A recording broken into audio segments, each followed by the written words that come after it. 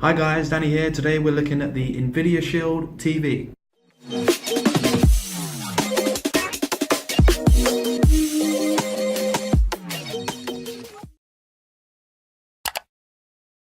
I'm going to be doing an in-depth review on this. I've owned this for quite a few months now, so I've had a good chance to play around with it, and I'm going to be telling you my thoughts, showing you some footage and some samples, and I'll be going through what this can do and what I think of it. The Nvidia Shield TV is a box that runs Android TV and is developed by Nvidia. The unit is capable of running 4K HDR video as well as streaming, playing games and many other things. I'm going to dive right in and I'll show you exactly what this unit can do. The Android Shield TV currently runs Android version 7. There are talks of upgrading to the latest version of Android. In a recent update, Google Voice Assistant was also included, as you can see here. This feature worked really well in my testing and understood what I was saying about 80 to 90% of the time. I'm not going to go into lots of detail on this feature, but there is a lot you can do with the Google Assistant. You can also use it to control smart features in your home. Of course, the unit comes with all of your favorite streaming services such as Netflix, Amazon Prime Video, BBC iPlayer, and pretty much any streaming service you would need. The device is also capable of running a whole host of games. Here's one of my favorites, which is called Bomb Squad. This is a game you can play with friends on the couch by connecting multiple controllers. There are also lots of other games you can play, such as Asphalt, which is a really high quality game. This is a lot of fun to play. It has some pretty amazing visuals, as you can see. It did stutter a few times as I was using the inbuilt recorder in the Nvidia Shield TV, and I had it on the maximum settings, so this did make the game a little bit jittery, but without running the recorder it runs flawlessly.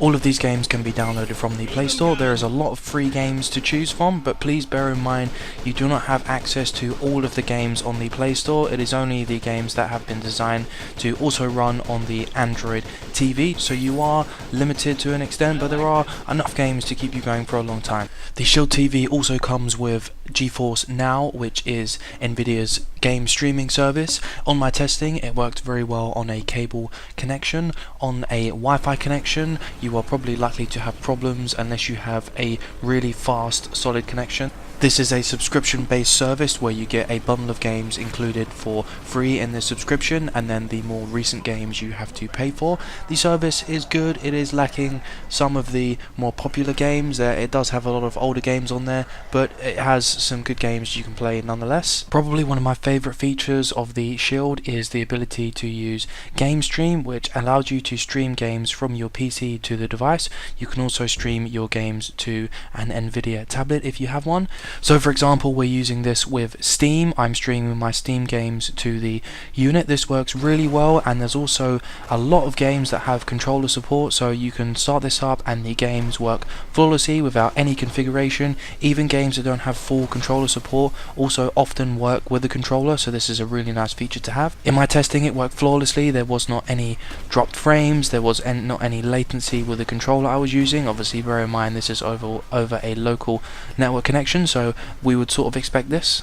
You can also sideload apps onto the device, so if there isn't a application that you want on the Play Store, you can sideload this on manually. This is relatively straightforward to do. I was connected to the internet using an Ethernet cable, which gave me really good speeds, as you can see. Another feature that was introduced to the Shield after it was released is you can access the device over your network using your computer. This is a really nice feature to have. You simply turn the setting on and you can access your device from your computer with a username and password. This is a really handy feature, and this is how I pulled the clips off of the device for this review. I'm really glad they added this feature, as it's very useful. The controllers also receive their own firmware updates, which is a really nice feature. They're very easy to pair to the device, and they also show you the remaining battery life. One feature I would have liked in the remote controller would have been a dedicated pause and start button, and also a fast forward and rewind button. As this device is a media intensive device, it would have been really nice to have dedicated buttons for these, so that is a little bit of a disappointment, as some cheaper devices do have this feature. You can also control your TV's volume level with the controller, which is also a really nice feature. I had no problem connecting a cheap Bluetooth controller to the unit. You do not have to use Nvidia's controller, which I think is a bit too expensive. Something else which is quite frustrating is there is no web browser built into this device. There are some apps you can download to use some basic web browsing, but there aren't really any applications that really are good at this.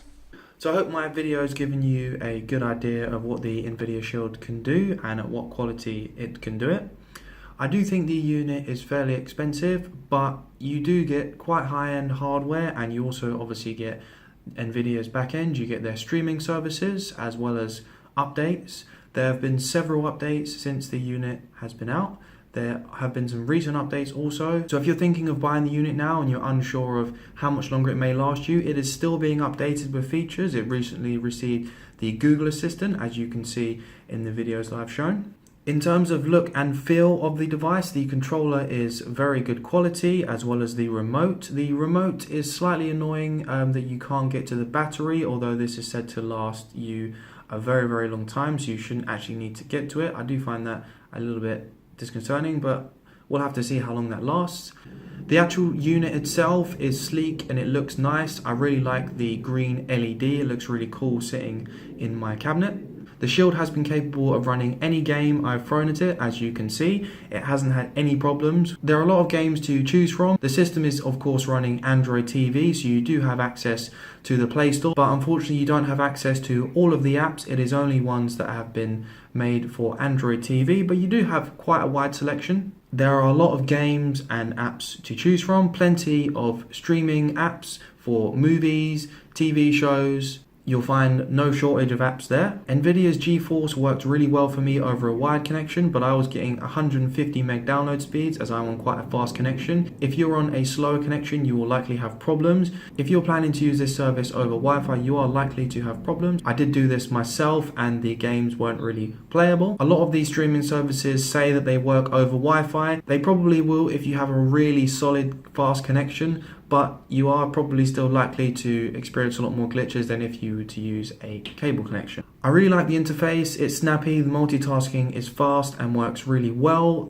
Media playback is extremely fast. Obviously this device is capable of 4K and HDR. You can also easily attach an external hard drive to the storage and integrate it into the storage of the unit, which is really nice. I've got a 1TB hard drive hooked up. Overall, I would recommend this unit. I've had lots of fun using it. I would say there are some cheaper devices that you would probably have just as much fun using as the Shield. The Shield is more for higher end games and of course your 4K HDR, but there are some 4K units that you can buy that run Android at around about half the price. Yes, they don't have the same hardware specs, but for what you'll probably be using the unit for, they will probably serve you just as well. This unit is probably for anyone who wants the top of the line, top spec Android TV unit. This will definitely be for you.